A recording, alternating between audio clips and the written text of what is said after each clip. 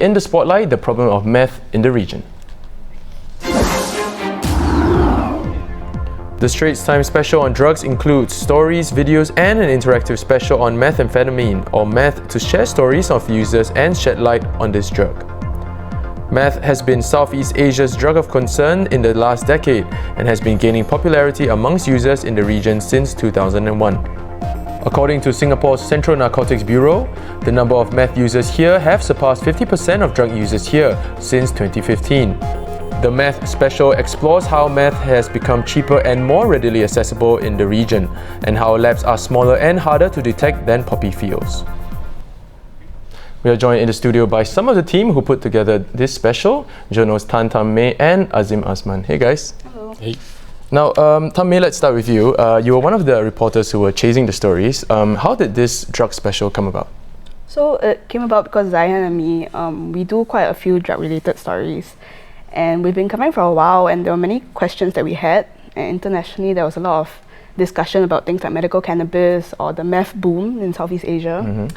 And I think we wanted to find out what exactly are the answers. So for medical cannabis, there seemed to be so much discussion, like is it right, is it wrong?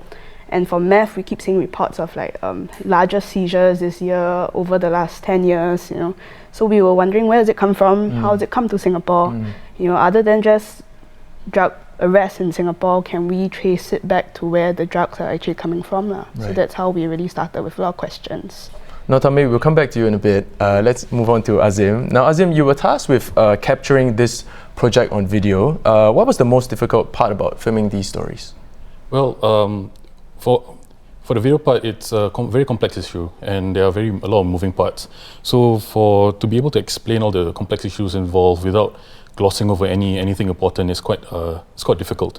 But with the help of colleagues, Tamay, Zaihan, and some of the interactive colleagues out there, we were able to show how layered this issue is, right, and how difficult it is to tackle. Yeah.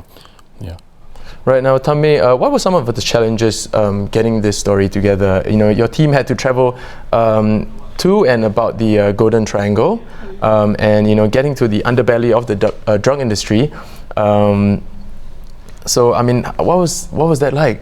Okay, so firstly, this package actually took about 8 or 9 months to put together. So what you see today is almost like as long as a baby, you know, like 9 months. So we had to coordinate a lot because we were going to places that we were not familiar with. So we had to try to get contacts there, get locals who were willing to bring us around, and to a certain extent also to make sure that we were protected there, because I mean we hear of all these reports about, you know, shootings, being people in quite the a jungle. dangerous place. Yeah, so we wanted to go there, but we wanted to know that there was an element of safety at least, you know. So we had to coordinate that, and you know, we actually even wanted to cross over into Myanmar through the border, but we weighed the pros and cons, and maybe it was something we would do for part 2, so maybe not now. But yeah, it took a bit of effort, a lot of coordination, and making a lot of contacts on the ground.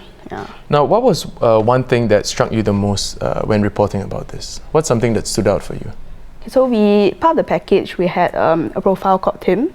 So Tim was actually, in that sense, fresh out of rehab in March when we contacted him, and he was willing to share so much with us. He shared about his experience. He shared about, you know, the daily struggle when he hears, like, you know, just bubbles. When he hears bubbling, he thinks of meth. You know, and I think he really gave us so much insight into a recovering addict's first few weeks or first few months after they have tried to wean off the drug. So that was very touching, because I don't think we expected someone to be so open about his recovering journey, and that was really very, I mean, it's really very courageous of him. So, and another part that we found out in this whole meth trade is that, you know, Singapore does quite a good job of keeping it out. You know, we have seizures, we have arrests, but it's actually a very big problem. Internationally, you see drugs that come from Myanmar all the way to Australia. You see them in Singapore, you see them in the US, you know. So it's really a international problem that we were looking at. Yeah. Right. What about you, Azim? What struck you the most when trying to tell this story through visuals? So for us, for me personally, is that like every time we go down, there will always be people who are willing and willing to share their stories, even though it's about about meth and it's about cannabis. These issues are very contentious and could put them in trouble. So for us, for the meth recovery, like Tim, that really impressed me because he was so brave. And for the illegal cannabis growers, because they're risking their lives to tell their stories to us. And I'm always heartened and quite happy that they're able to share their stories. Right. Yeah. Right. Yeah. Well, thank you, Azim and Tammy, for coming on the show and sharing with us about this Straits Times special. Like, if you'd like to see the whole package in its entirety, head on down to our website at straitstimes.com.